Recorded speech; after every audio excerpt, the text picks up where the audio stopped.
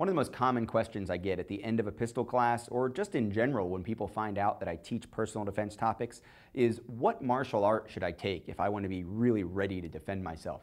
What unarmed skills do I need to prepare to use in that defensive moment? Most people realize that they're much more likely to need unarmed defensive skills than they are to need their firearm. Of course, a lot of people aren't ready to have a firearm as part of their personal defense plan, but they are open to the idea that they should develop some skills. So this is a really important question. The truth is, I don't think any one martial art, as I've experienced them, has all the answers. Nor do I think that you should put yourself into a system which is really designed around the literally artistic completion of a set of tasks or a long period of training. If you need to defend yourself next week, but you entered into a 15-year program to become a grand master in some martial art, it may not help you at all. You may spend more of your time learning how to tie knots or count in a foreign language than you are actually learning how to fight. So what I recommend generally as a recipe for developing unarmed defensive skills efficiently is that you look to two different places. One, you look to striking, and two, you look to grappling.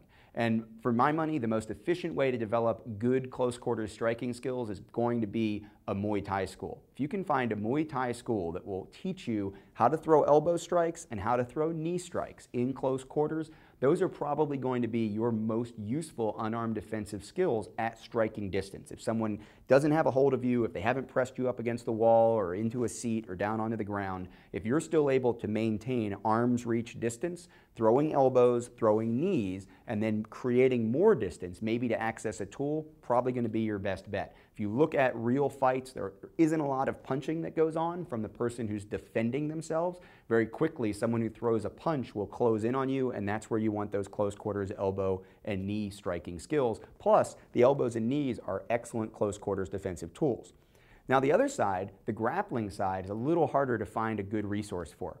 It's easy to say, look for Brazilian Jiu-Jitsu, but remember, a lot of Jiu-Jitsu schools are teaching sport grappling. They're teaching grappling for competition, and that may not be where you want to focus. But even if that's all you can find, if you can spend a few months learning the basics of any ground-based grappling course, you're probably going to get a lot out of it. Now, there are some stand-up grappling skills that are going to be useful, but once you learn how to move your body while in contact with someone else, once you understand the basics of leverage, and especially the things that you're going to get from Brazilian Jiu-Jitsu that involve getting up, escaping, getting out from under someone, those are going to be really valuable defensive skills. So probably 3 to 4 months in a Muay Thai school, maybe 5, 6, 7 months in a Brazilian Jiu-Jitsu school, and you're going to learn the basics. Then it's about practicing. Don't worry about getting fancy or moving up into the higher levels of competition. Worry about really rehearsing and practicing those things that you learn in those first few months. That, I think, is the best, most efficient recipe for unarmed defensive skills.